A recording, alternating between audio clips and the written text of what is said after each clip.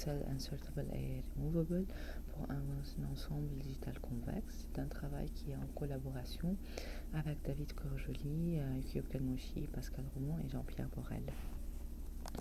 Normalement, quand on a l'idée de l'inflation ou déflation, donc gonflement ou dégonflement, la première chose dont on pense, ou bien l'une des choses dont on pense, c'est l'inflation et déflation de la monnaie.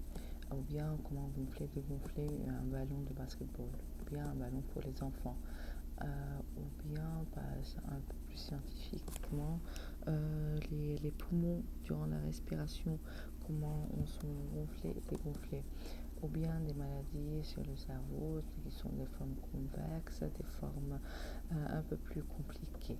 Mais dans tous les cas, c'est un enjeu entre les deux mots, inflation et déflation. Dans mon cas, ce que je vais faire, ce que je veux étudier, c'est pareil, le gonflement et le gonflement, mais de forme convexe digitale, mais d'un point de vue, ou bien perspective des combinatoires des mots. Je veux essayer de donner les caractéristiques pour déterminer si c'est un pixel, on peut l'enlever tout en gardant la convexité digitale, ou bien on ne peut pas. Et mon astuce, comme je l'ai dit, c'est la combinatoire des mots, et vous allez voir à la fin l'utilité de cette technique-là par rapport à la géométrie, ou bien le plus qu'on a dans la partie gonflement, plus que la partie dégonflement. Donc, je commence par la définition d'un convexe digital. Dans R2, on sait qu'un ensemble est convexe si pour n'importe quel de points x égale dans R, chaque point est relié par un segment, tel que ce segment-là est entièrement dans R. Mais ça, c'est dans R2. Ça se passe dans Z2. Dans Z2, il y en a plusieurs définitions qui ont été données par Minsky, Kern, Eckhart, Hubler. Il y en a plusieurs. Et en particulier, si on a l'idée de la connectivité qui est ajoutée sur toutes ces définitions-là, Eckhart a démontré que toutes ces définitions-là coïncident, elles sont les mêmes. Dans notre présentation, maintenant, je vais considérer un ensemble qui est 4 connexes dans Z2 et je vais utiliser la définition de la convexité digitale qui est basée sur les enveloppes convexes, de sorte que chaque ensemble 4 connexes dans Z2 est considéré la convexe digitale si son enveloppe convexe intersection avec Z2 nous donne S lui-même, donc l'ensemble lui-même. Voilà quelques termes que je vais utiliser dans ma présentation.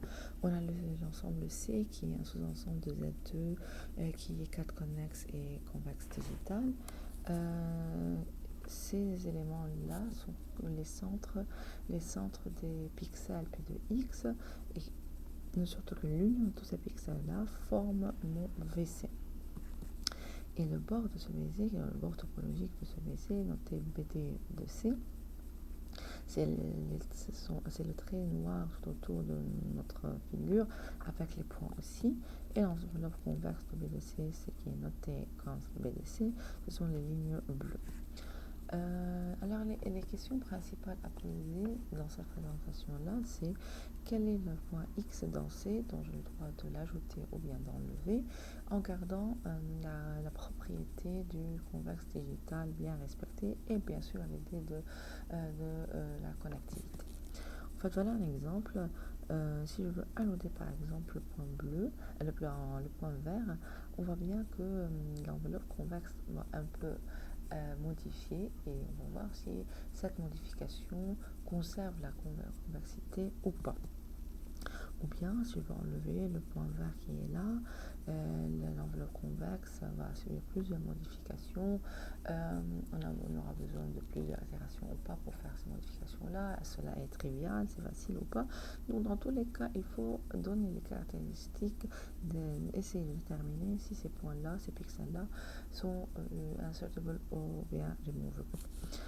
Et la deuxième question qui se pose, c'est dès qu'on a détecté les points qui sont soit removable, soit insertable, quel est le processus à suivre pour gonfler le convexe ou bien le dégonfler, donc appliquer plusieurs itérations. Donc, quelles sont les modifications à faire itération par itération? Comme je vous ai dit au début, ma technique est basée sur la combinatoire des mots. Donc, quand je parle de la combinatoire des mots, cela veut dire que j'ai besoin de savoir quel est le mot de bord qui va être noté WC. Le mot de bord, c'est quand je vais prendre mon convexe digital et utiliser le code du Freeman Chain Code, donc utiliser l'alphabet 1, 0, 1 bar, 0 bar, qui respecte l'ordre lexicographique suivant, 0 bar, inférieur à 0, inférieur à 1, inférieur à 0 bar, inférieur à 1 bar. Je vois que le bord est en 4 couleurs, là, comme je le vois, et est décomposé en 4 parties, WN, NE, ES, SW, et chacune de ces parties-là forme un mot binaire, donc sur 2 lettres plutôt que sur les 4 de l'alphabet principal. Et si j'applique la factorisation de Linden sur ce mot de bord-là, je vois bien que j'obtiens la factorisation suivante et que chacun de mes facteurs sont des Christoffel. Juste pour faire vite, je ne vais pas entrer dans le détail de la communauté des mots, juste pour vous dire, comme on a dit, un mot de Linden, s'il est plus petit, lexicographiquement parlant, bien sûr, par rapport à toutes les permutations possibles pour ce mot-là. Et un mot de Christoffel, c'est un mot, c'est la digitalisation d'un segment à pente rationnelle, de sorte qu'il n'y a aucun entier Z2 entre ce chemin-là et le segment lui-même. Et ce truc-là, ou bien cette idée-là, vient d'un article par Verlec, Lachaud, Provençal et Rothenauer en 2009, où ils ont dit que n'importe quel chemin dans 0,1 étoile est dit WN convexe, et seulement si la factorisation de Linden est unique et que chacun des facteurs est un facteur primitif de Christoffel. Quand je dis primitif, c'est-à-dire il n'est pas la répétition de même Christoffel. Et de ce papier-là, on peut aussi tirer une autre propriété, que les sommets des ensembles de l'enveloppe convexe ne sont que les points d'intersection de la factorisation de Linden entre les facteurs. Donc, pour nous, ce sont les points rouges qui se trouvent là, ce sont les coins du convexe, et on va appeler le pixel correspondant à ce point-là le Linden convexe. Pourquoi on a besoin de savoir tout ça? Car maintenant, quand je vais commencer avec le processus de dégonflement, c'est clair qu'on ne va pas choisir un point du milieu, car si je vais enlever un pixel du milieu, ça va être je vais perdre la connectivité. Donc enlever un point, ça va être clairement un point du bord. Mais lequel je peux choisir? Si je prends celui-là qui est en vert, il suffit de faire un switch entre les lettres 1 bar et 0 bar pour comprendre que je dois enlever un pixel. Et c'est la même idée pour ajouter un pixel. Si j'ai par exemple un coin qui est de la forme 0 bar 1 bar, en le transformant en 1 bar 0 bar, je vois bien que j'ai ajouté un pixel. Donc changer de lettres consécutives dans les mots de bord me permet de comprendre que j'ai ajouté quelque chose. Mais c'est pas n'importe où que je peux ajouter, c'est pas n'importe où c'est possible de faire ce switch là. En fait, si je prends ce pixel là qui est aussi du bord, voilà, si je l'enlève, je vais perdre la connectivité. Donc il faut faire bien attention que le pixel que je dois enlever correspond bien à un point X de C qui est un point simple et tel que son pixel est un pixel de Linden. Ça, géométriquement vu, c'est super clair. Avec la combinatoire des mots, il n'y a pas un très grand plus, j'avoue, mais on verra l'utilité de cette technique ou bien de cette astuce-là dans la partie gonflement. Donc, dès qu'on a choisi ou bien déterminé si ce pixel-là est un pixel removable ou pas, il faut voir qu'est-ce qui se passe plus tard. Donc, quand on va choisir le bon candidat, sachant que l'ordre ici que je vais choisir pour enlever les points peut suivre différentes heuristiques et il y en a plusieurs possibilités pour les choisir, et ça c'est une étude qu'on peut en discuter plus tard, mais sûrement dès qu'on enlève ce candidat-là, on voit que le mot de bord va modifier. Donc la factorisation de Linden doit être modifiée aussi, et cela implique qu'il y a les possibilités de gagner ou bien de perdre des Linden pixels. Voilà des exemples où on avait des sommets ou bien des coins de l'enveloppe convexe. En enlevant un, on perd plusieurs. Et le truc le plus important, c'est d'éviter d'avoir, c'est-à-dire d'éviter de choisir un pixel de sorte que quand je vais l'enlever, même s'il est considéré comme vraiment un nouvel pixel, le fait quand je vais l'enlever, je tombe sur la forme du bord suivant, donc 1 puissance k, 0L, 1 bar K, 0 bar L, car j'aurai comme la forme d'un rectangle, donc l'étape suivante sûrement va nous causer de perdre la connectivité. Maintenant, je vais passer à la deuxième partie de ma présentation concernant le dégonflement. Mais pour faire cela, je dois parler un petit peu de quelques caractéristiques concernant les mots de Christoffel, la famille des Christoffel, la famille des mots de Christoffel. Si je vois bien, là j'ai un segment à pente rationnelle, 5/8, et le chemin de Christoffel qui est la digitalisation de ce segment-là. L'une des caractéristiques que chaque chemin peut être, ou bien chaque mot de Christoffel peut être factorisé en 2 palindromes, donc peut être écrit comme P1 concaténé par P2, ou un palindrome, c'est le mot que je peux lire d'une façon symétrique et de la même façon.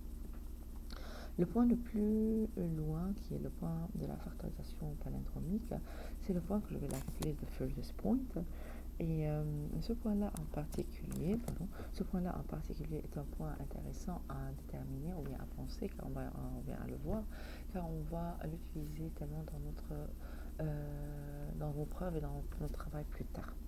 Comme ce point-là, il y a un deuxième point qui permet de faire une factorisation pour le mot de Christoffel, le principal, en 2 autres mots de Christoffel. Comme vous voyez ici, en fait, si je prends n'importe quel mot de Christoffel W, je dis qu'il peut être factorisé en 2 facteurs de Christoffel U et V. Si je fais à la position de ce furthest point, à cette position-là, un switch de lettres, je tombe sur une nouvelle factorisation pour le mot de Christoffel obtenu, et elle est obligatoirement de la forme VU, de sorte que la pente de V va être de la forme supérieure à la pente de U, et ça c'est tellement intéressant car c'est l'une des caractéristiques du mot de bord dans la factorisation de Lindan, que lorsqu'on a des facteurs Christoffel qui sont déjà des Lindan, l'ordre des pentes ici doit être obligatoirement décroissant. Cette étude-là peut être étendue un peu pour le cas où la longueur de W est égale à 1, ou bien il y a aussi pour les facteurs qui ont une multiplicité supérieure. Si vous regardez ici, mon chemin s'écrit, comme je l'ai dit, W1, W2 ou bien UV, comme l'exemple précédent, à la position du point Q qui est le point le plus loin. Je veux ajouter un pixel, donc faire un échange des 2 lettres, et je vois que le segment se transforme en 2 segments qui sont de pente décroissante. D'accord, donc ça c'était une modification sur un Christoffel. On va voir qu'est-ce qui se passe d'une façon un peu plus globale, quelles sont les possibilités que je peux avoir. La première possibilité, c'est que je casse un segment dans cette position-là, je tombe sur 2 autres segments, la convexité est bien respectée. Le deuxième cas, c'est non, je dois faire des concaténations, je dois modifier un peu le segment, soit du côté gauche, soit du côté droit, donc il y aura des modifications à faire. Le troisième cas que je peux trouver, c'est le cas où c'est un point qui peut être cassé sur ce segment-là, mais dès que je fais les modifications sur les segments, même si la propagation est étendue sur plusieurs segments de côté, soit à gauche, soit à droite, j'arrive jamais à gagner ou bien à conserver la convexité. Voilà un exemple. Si je veux considérer par exemple les 2 mots consécutifs de Christoffel de pente 30, 41 et 5 septièmes, si je casse le segment W1 et je le concatène avec W2, je vois que les pentes sont bien respectées. Mais si je casse le W2 et je garde le W1 comme il est, je le garde tel qu'il est, je vois que les pentes ne sont plus correctes, leur décroissant est perdu. Donc tous les cas que je viens de déterminer se trouvent dans ce théorème-là, qui a été démontré à travers la combinatoire des mots. Donc on voit que soit le premier cas, c'est le cas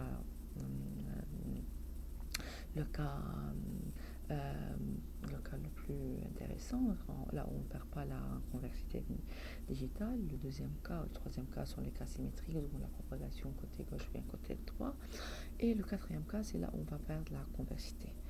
Donc ces preuves-là sont été faites par des caractéristiques des mots de Christoffel, et cela nous permet de déterminer que c'est pas chaque point qui est furthest pixel, ou bien chaque pixel est un point considéré comme un point insertable. Car on voit qu'il y a dans cet algorithme la possibilité que le point où on casse va nous permettre de perdre la convexité. Donc c'est une condition suffisante pour les insertable pixels. Mais on a vu que si on ajoute une contrainte supplémentaire à ces furthest pixels, on peut trouver une bonne caractéristique pour le insertable pixel. En fait, on a dit que dans la factorisation de Linden, tous les WI sont ou bien les LI dans ce cas-là, sont des mots primitifs.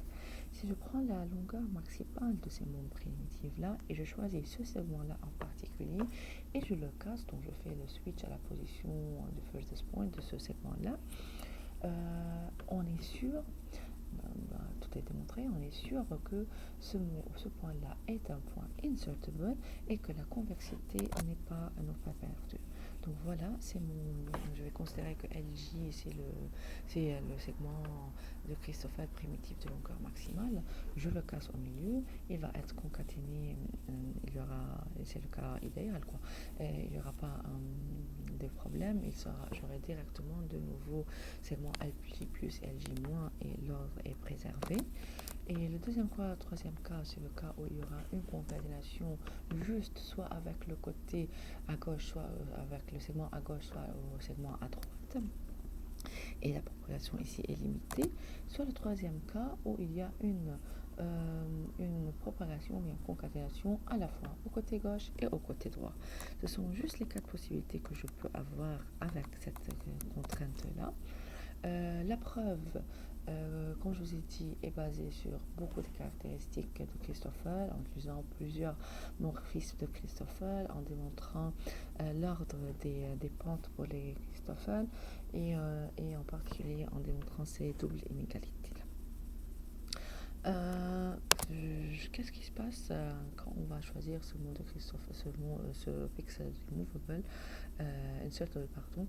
Qu'est-ce qu'on peut remarquer? On peut remarquer que la propagation ne peut pas dépasser le Christoffel qui vient juste avant ou bien juste après. Donc c'est une propagation limitée et non pas. Et c'est pas le même cas pour le pixel. Elle est movable, elle est limitée, mais pas juste à un Christoffel près. Et que je peux encore transformer la condition de la maximalité globale à une maximalité locale juste en prenant juste trois mots consécutifs, déterminer leur longueur maximale primitive et choisir leur longueur primitive et choisir celui qui a une longueur maximale et le casser. Comme ça, on peut aussi garantir que ce point-là, ce pixel-là, est un pixel insertable. Donc, on voit bien qu'avec cette nouvelle contrainte qu'on a ajoutée, the furthest pixel coïncide avec le pixel insertable. Mais on voit qu'après plusieurs itérations ici, qu'est-ce qui va se passer? On va remarquer que la forme va arriver à cette forme polygonale là, et puisque ce qui me reste, ce sont tous les segments de taille de longueur 1 ou bien les segments de longueur 2. Donc dans ce cas-là, il y a une continuité, il y a des autres études à faire que je n'aurai pas le temps dans cette présentation-là à les discuter. Et qui se trouvent aussi comme des points pour des travaux ultérieurs. Donc, qu'est-ce qu'on peut encore faire? On peut faire plusieurs choses, voilà quelques idées. On peut trouver une optimisation pour ce processus de gonflement ou de dégonflement. On peut essayer de trouver l'heuristique optimale pour faire un dégonflement de ce convexe-là. Essayer d'appliquer ces algorithmes sur les non-convexes pour voir qu'est-ce qui se passe si on voit les choses dans la perspective des combinatoires d'immo. Il y a vraiment beaucoup de travail et j'espère que je pourrai trouver des résultats intéressants et je vous remercie pour votre attention. Merci bien.